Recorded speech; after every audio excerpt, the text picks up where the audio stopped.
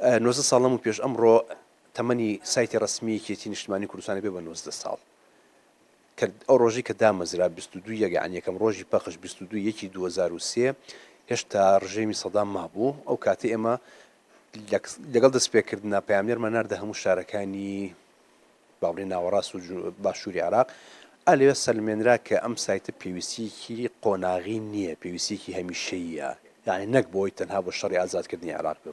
لە دوای ئەوە پیوکەی میدیا لە زمانی کوردی و عەرەبی بوو بە زمانی کوردی عەرەبی فارسی پاشان ئینگلیزی پاشان ڕووسی پاشان کرمانجی پاشان یانی وای لێهات ئەو حەوزمانی کە ئێستا ئیشی پێکرێ بە حەوزمان پەخشی کرد بۆ لەبەرەوەی دەنگ و ڕەنگی یەکێتی بگەێنێ بەوانەی کە یەکێتی نین. ئەمە یەک بەوانەی کە لە دەروی هەرێمی کوردستان ئەژین، چونکە میدیا ئەگەر هاتو لە بازنەیەکی داخراوە بێت تەنها بە زمانی سۆرانی و هەواڵەکانی سلێمانی تەنها پەخشکات ئەوە بێ بە میدیایەکی گەڕەکی میدیایەکی محەلی.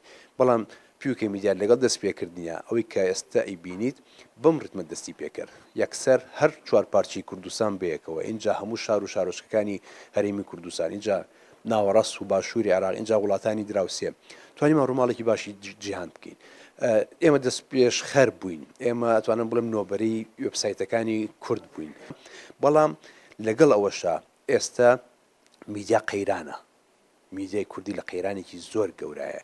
قەیرانی پاشاگردانیە، قەیرانی فیک نیوزە، قەیرانی شەڕی لایک و با بڵێن مزایەدەکردن بە لایک و بە بەرزکردنەوەی ڕنگ و ترافیکەوەی. بەڵام ئەم سایتی یەکێتی نیشتمانی کوردستان ئەوەی نەکردووە بە با بڵێن خەمی گەوری خۆی، ئەوەی کردو بە خەمی ڕاستەقینی خۆی کە پێویستە میدیای کوردی چۆن بێت بەم شێوەیە بێت